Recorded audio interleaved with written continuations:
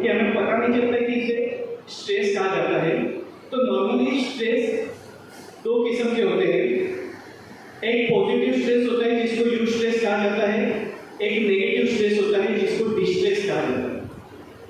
You stress होना जरूरी है क्योंकि पॉजिटिव स्ट्रेस से आपका डेवलपमेंट होता है, कई सारी चीज़ें आप सीखते हैं वो यू स्ट्रेस की वजह से। उसका एग्जाम्पल यानी मार्च एंडिंग में फाइनल एग्जाम आने वाला है, तो जो भी स्टूडेंट जनवरी महीने तक जो साइलेंट मोड में है वो भी एक्टिवेट हो जाते हैं, क्योंकि मार्च एंडिंग आ रहा है, एग्जाम है, सिलेबस कंप्लीट करना है, हमें जो भी होमवर्क वगैरह है, बुक्स कंप्लीट करनी है, टारगेट अचीव करना है, तो पूरा ध्यान वहाँ पे होता है।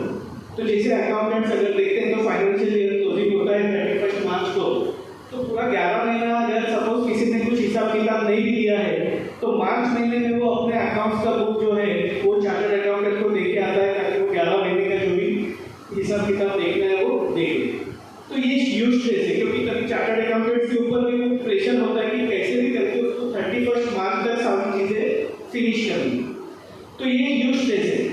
तो वो अगर हमें सर्टन लेवल पे सर्टन टॉपिक पे अगर दिया जाए तो हम उसको अच्छे तरीके से निभा सकते हैं।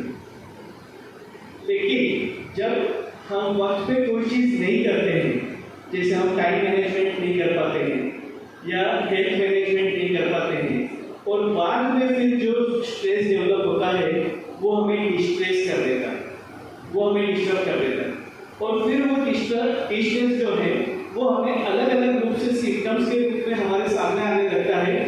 हम इलाज वो सिम्टम्स का करते हैं, लेकिन बीमारी की जड़ एज इट इज रहती है, और ये सिम्टम्स कुछ भी हो सकते हैं। उसमें सबसे कॉमन जो सिम्टम है स्ट्रेस हेडेक, बार बार सर दर्द होना, कहीं कभी कुछ ज़्यादा एक्टिविटी हुई, ज़्यादा कुछ एक्सर्शन हुआ, हेडेक हो जाता है। नेक स्टिफनेस, गर्दन अकड़ जाती है, मसल्स में स्टिफनेस, कहीं कभी मसल कैच आते हैं, लेग क्रैम्प्स होते हैं, या